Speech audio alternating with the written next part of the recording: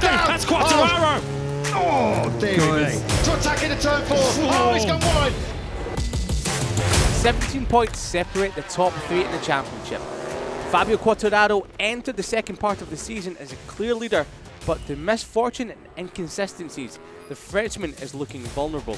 All the while, Pecco Bagnaia has eroded the champion's defence. So as we get into crunch time for 2022, here is what we learned before the flyaways.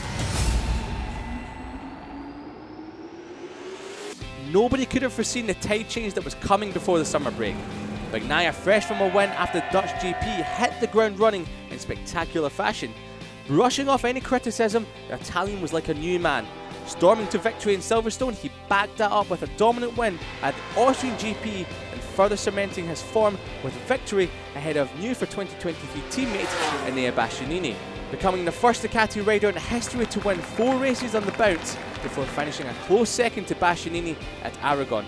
The former championship leader and 2023 factory Ducati rider has thrown himself back into contention as an outside bet. However, it's his future teammate Bagnaia that carries the hope for Ducati and Italy, as he's clawed back a 91-point deficit with 5 races to go to only sit 10 points behind Fabio Quartararo. As MotoGP starts its run of flyaway races, the tide hasn't just shifted, it's become a Ducati tidal wave, and it's looking increasingly more difficult to stop it at its tracks. Looking over his shoulder more and more at what feels like the inevitable, Fabio Quartararo, the 2021 champion, only has 1 podium to his name since the summer break, and that came after an outstanding ride at the Austrian GP to snatch second place in the closing stages.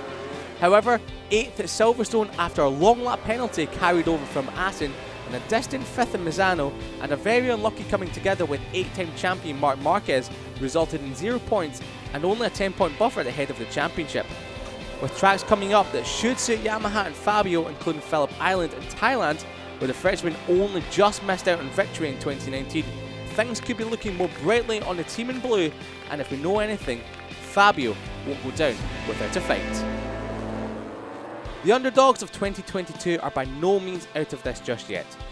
17 points separate Aleix Espargaro from Fabio Quartararo. However, it could be argued the points were left on the table. A crash in FP4 at Silverstone took the momentum out of a stellar season up to that stage. Recovering to 9th in the race, however, the Spaniard looked unbeatable all weekend up to that point. A pair of 6th places followed at tracks that both bike and rider never fully gelled with, but Aleix bounced back at Aragon, scoring his first podium since Mugello in May, and after a confidence-sapping few races which resulted in injuries, the podium came at the perfect time to give both Aprilia and Aleix the boost that they will need to take into the flyaways. And let's not forget, Aleix is the only rider in the title hunt that has more than 1 year's racing experience in MotoGP in the upcoming races. Where Aleix faltered, his teammate picked up the pieces. Mav is back was chanted by fans and paddock people alike, and he certainly was. Backing up the magnificent first podium for Aprilia at the Dutch GP, he narrowly missed out on the win in Silverstone, but took a stunning second place and then scored 3 podiums in 4 races when he finished 3rd at Misano. If there's one thing we've learned about Aprilia, is that there are very few tracks with hard braking zones that they seem to struggle with. With Motegi potentially playing against them, we just have to look back to 2019 and Phillip Island, where both Aprilia riders featured at the front to get a clear indication of what their potential might be. Marc Marquez returned after a 3-month break, and after a 4th surgery on his right humerus to rotate it back into place after it was discovered it was 34 degrees out of alignment, a legacy of his injury he suffered back in 2020. Following a successful test at Misano, the 8-time champ announced his eagerly awaited return for Aragon.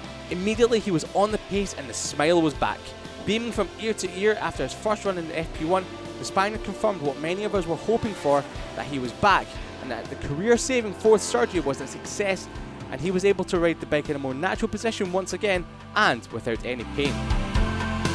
The awaited return didn't end exactly the way he was planning for. After contact with Quartararo and later with Honda stablemate Taka Nakagami left Marquez with a damaged bike that meant an early retirement from the race. Despite this, the return was deemed a success, and as MotoGP moves to Japan, Thailand, Australia and Malaysia, tracks where he has had so much success in the past, these races will be a clear indicator of his return to form and a building base for 2023. as Mark and Honda look towards a title fight for next year. So there you have it, what we learned before we jet set to the other side of the world. With 5 races to go, the title battle has swung back and forth, but as the season reaches its most rigorous stage, the rider and team that can string the best results together and remain consistent will head to the season finale with the best chance of wrapping up the title. The momentum is with Pecco and Ducati, but as we saw before the summer break, the wind can change direction in a moment's notice. Let us know your thoughts on the season so far and who you think will come out on top from the next 4 races by letting us know in the comments below. We love to hear your thoughts on what has been an interesting and exciting season up to this stage, and we look forward to seeing you for the next one.